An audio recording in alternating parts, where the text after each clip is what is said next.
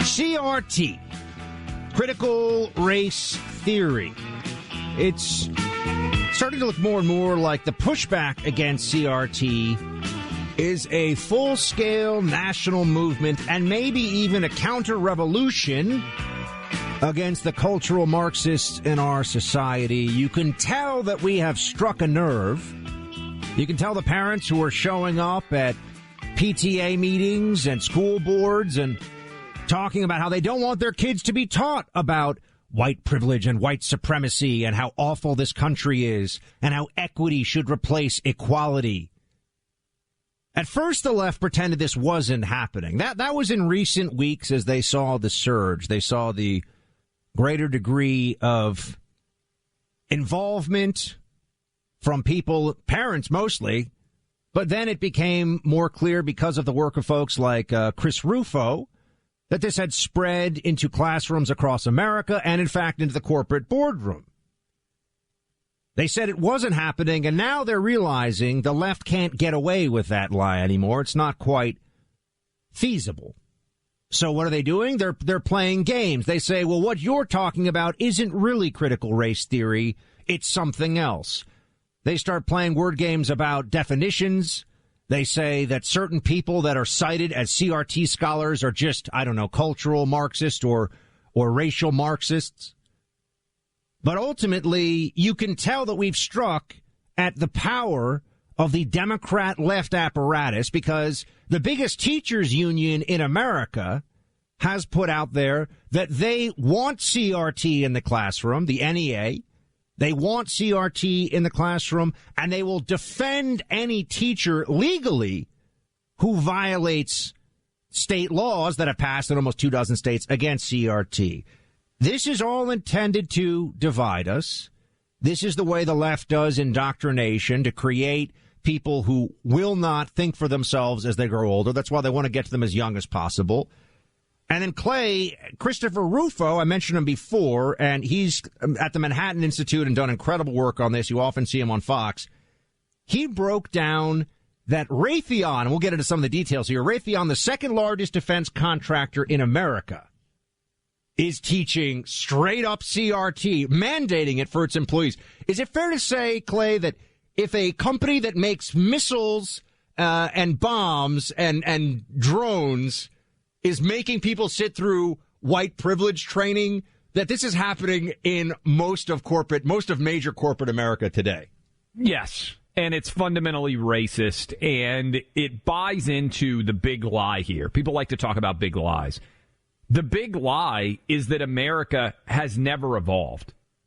Buck, we talked about this on July 5th when we did our show coming back from July 4th, and the usual suspects were spreading the propaganda that July 4th is an awful holiday and America's a fundamentally racist and horrible place. And what all of that fails to recognize is this country has evolved in a way so that it has lived up to the ideals of the July 4th statement in the Declaration of Independence. And what's so frustrating, I think, to many of us, Buck, what year were you born? 1981. 1981. I was born in 1979. So you are the youngest possible millennial. I am basically the oldest possible member of Generation X, according to usual standards of when you become a member of a generation.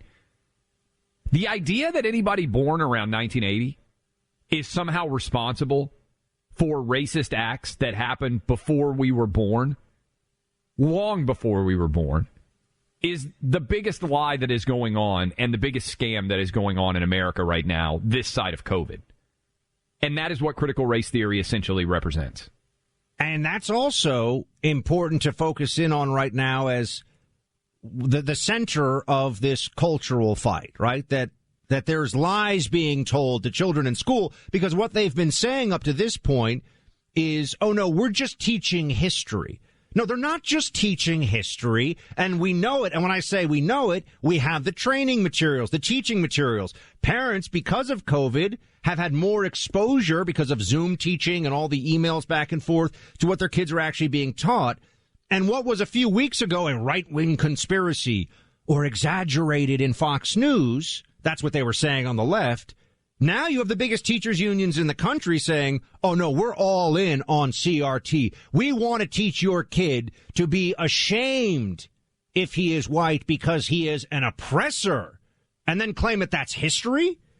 Randy Weingarten, who is also responsible for masking up your kids in school and preventing them from being in school for over a year because the teachers unions acted like just authoritarian thugs during the COVID pandemic. Here's Randy Weingarten saying that she'll defend those teachers who want to teach CRT. 13. Mark my words.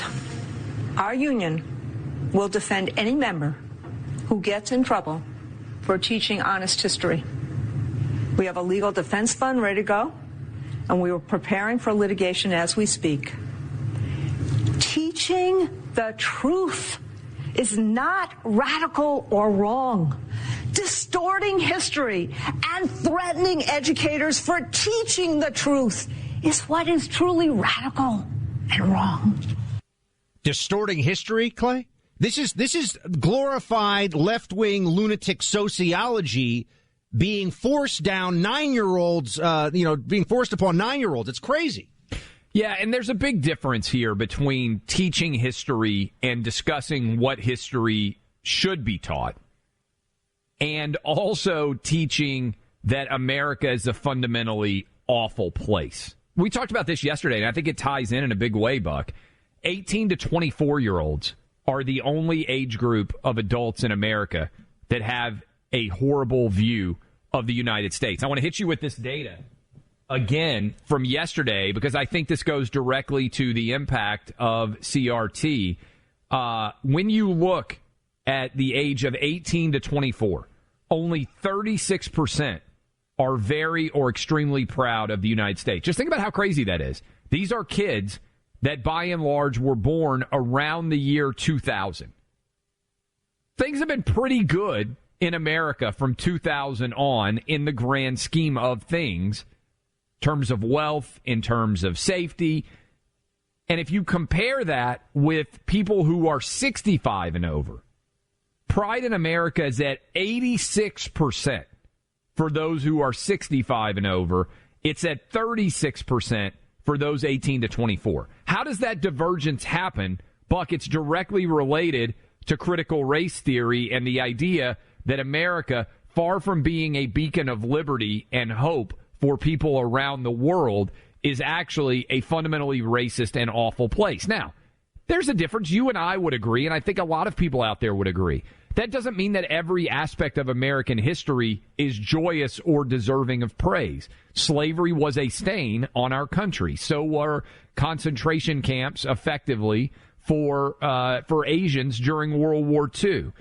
There are all sorts of errors that we have made in our course of time as a country. Right, but we all know that. Do we have to always clear our throats about this all the time? Be like, oh, well, of course there are errors in our... Like, you know this, I know this, everyone listening knows this. I almost feel like, Clay, we're forced to be on defense here all the time by saying, well, I just want to establish that, of course, there's problems in our past. Yeah. I mean, that's the most obvious thing in the world. Well, we all know that. That's what Randy Weingarten is trying to say, Buck. What's happening is the CRT people are saying, oh, they're trying to stop us from teaching about slavery. That's existing. A lie. That's a lie. Total lie. And that's why the training materials that we have are so important. That's why the actual data and the visuals and the things that have come to light. I mean, we'll dive into the Raytheon. People should listen to the Raytheon CRT stuff we're going to present in a moment here and come to their own conclusions about, does this have anything to do with slavery or the history of oppression in the U.S.? But that's what they're trying to obfuscate. That's where they're trying to confuse people, that Randy Weingartens of the world are trying to say, oh, they're stopping us from teaching the real history. There's a difference between, and this is coming from a history major who studied historiography and did a thesis on the study of history and everything else. There's a difference between historical theory and history. And that is what the distinction is here, that they're trying to pretend doesn't exist. But a lot of CRT is also, and Clay, you're completely correct in that is what they're claiming now to try to, again, they're muddying up the waters. They're hoping that the parents calm down, that this goes away. It has nothing to do with history. I mean, they're teaching about, they have kids they'll line people up. We actually, I think, even have a clip of this we could play for folks. They'll line you up and say, if you are white, take a step forward. If your parents went to college, yes, take a step forward. This is the kind of, and then the whole point is look at your white privilege. Be ashamed of your white privilege. That has nothing to do with history teaching, right? You know that, I know that, but it's important to go to the center of their lie here, because here's what I think is happening. And there's a theory, and maybe I'm a little ahead of this. I haven't even posed this to you yet, Clay, but I wanted our friends now with us to hear this. I think that we're at the start of a national movement here. I think in the same way that in the early days of the Obama administration, the just incredible, for the time, not incredible now, government spending and ballooning debt rallied people together. They said, hold on, the government is doing way too much here, spending way too much money. And that means the government's too powerful, has too much say. You have the Tea Party. I think right now CRT is going, right into the weak spot of the Democrat Death Star, so to speak. I think that this is their power structure. This is what they use to avoid other subjects. This is what they use as a distraction and as a look at CNN. It's every night, another thing is racist. If we start to dismantle this and provide the actual unity that the Biden administration has utterly failed to do, they worry about whether they'll be able to keep their grip on power, because they are panicking about the anti-CRT movement. Well, not only that, I think what it ultimately is going to represent is Trump was the great Satan that created identity politics unions. Now that Trump is not there, they're all starting to fight internally. And this was why I said the ESPN issue with Rachel Nichols and Maria Taylor and the fighting over jobs and diversity and inclusion. All those people were united in saying Donald Trump was evil and he was the orange man bad and all those angles. Without that to unite them, these identity politics structures are going to increasingly come into conflict with each other. And that's what ultimately CRT is about, right? It's a great victimization pyramid. And your status in American life is not predicated on success or the meritocracy or anything else. It's based on, at birth, how disadvantaged were you relative to someone else? And if you are the bigger victim, then you win every fight. That's what the Democratic Party in 2021 represents.